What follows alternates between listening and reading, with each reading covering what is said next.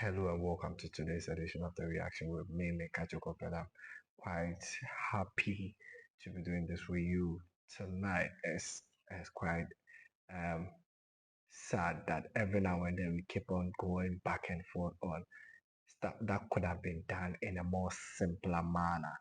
Today on our chopping board, we are just running through some excerpts of what the Minister for Sports and Recreation Honorable Kofi Iddie Adams have been talking about with regards to Ghana's campaign at the World Cup. And today I'll give you an exclusive on one conversation I had with um, one of Ghana's biggest or renowned sports journalists.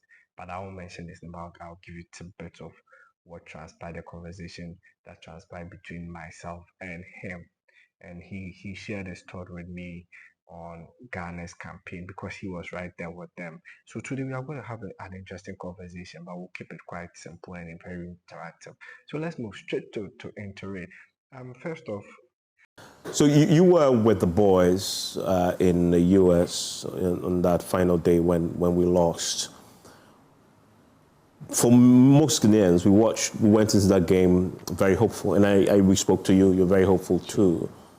But was that a reality check? And that really what we saw was a true state of the BlackStars and the representation of Ghana and Ghanaian football, if you like. Well, Evans, let's admit that talent we have, but the preparation towards this tournament wasn't the best of situation. Of course, we had challenges with the technical side, and many of us spoke about it. Many were those who were calling for a possible early decision in terms of who really manages our national team.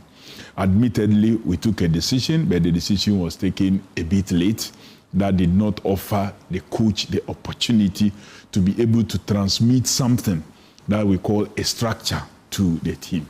And so the coach had talented players, but he just have to manage them with a certain strategy.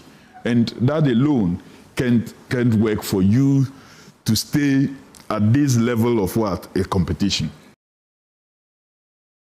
so folks, let's proceed because I'm a regular listener to my enjoying news, and today, funny enough, they've done something that I'm so interested in, a conversation that I've been willing to have because it's a nation stuff. And look, I've always said this is the Mother Ghana agenda. So just go by the video or excerpt of some of the comments made by the Honorable Minister for Sports and Recreation, Mr. Kofi Iddie Adams, with regards to his thoughts on Ghana's campaign at the just um, at the ongoing FIFA World Cup. And look, Charlie, the formalities are too much. Let's move into it. Honorable Kofi Iddie Adams, after being appointed as Sports and Recreation Minister, has been jumping here and there. Now let's do this quickly. Proud to Ghana making it to the Mundial. Remember this, the estimated expenditure was 13 million. Follow me carefully. $13 million for a nation that has a lot of deficit in every facet of its um, development. For a nation like Ghana, a developing nation, after 6 decades and more, we are still in that present continuous tense, developing. And yet we were able to set aside or prepare a budget not less than $30 million for a campaign, which will not last for even more than a month.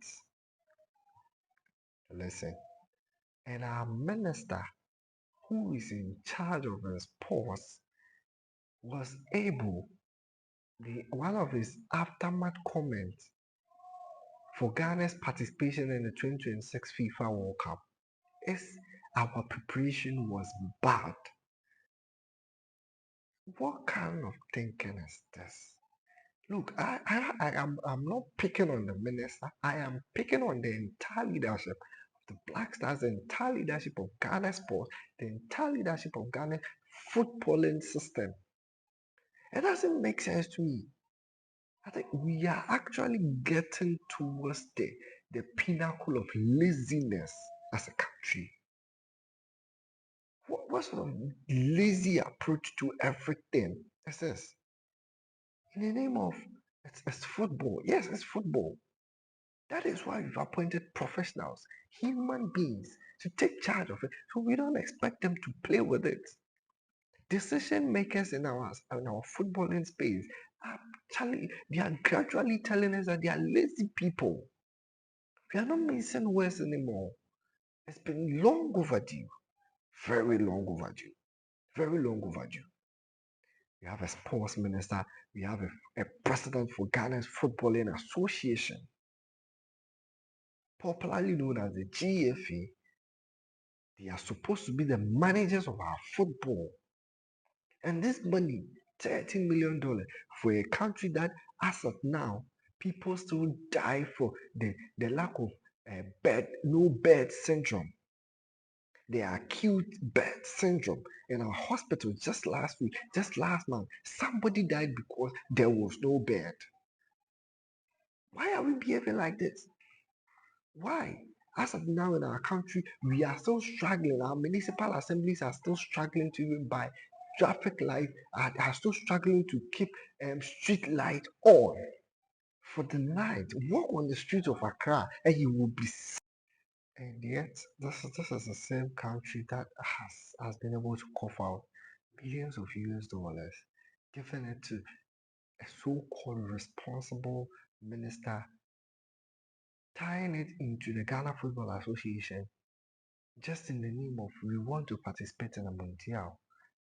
And these millions of dollars, at the end of the day, we are told that and when we went for the Mundial, we were not prepared. It's just like you telling me that I have a son. I've taken my son to school.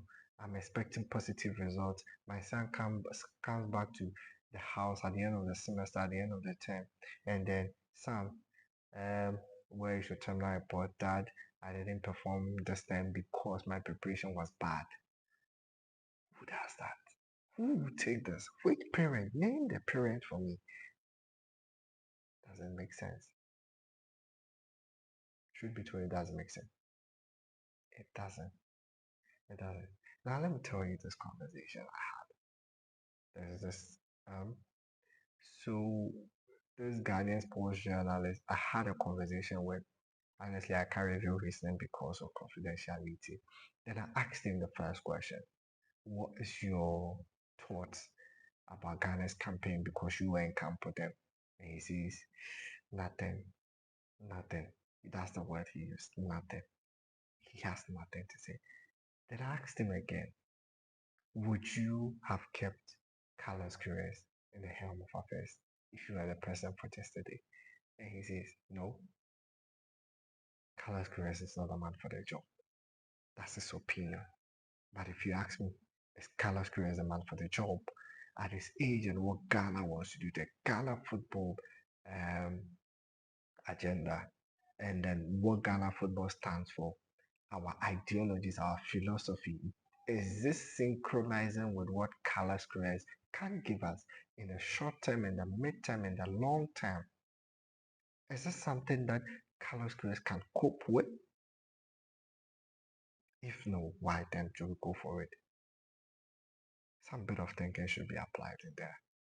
This is what we bring on to this edition of the reaction. And I'm in Kajoko. I'm happy to be doing this with you. Next time we shall meet. Bye.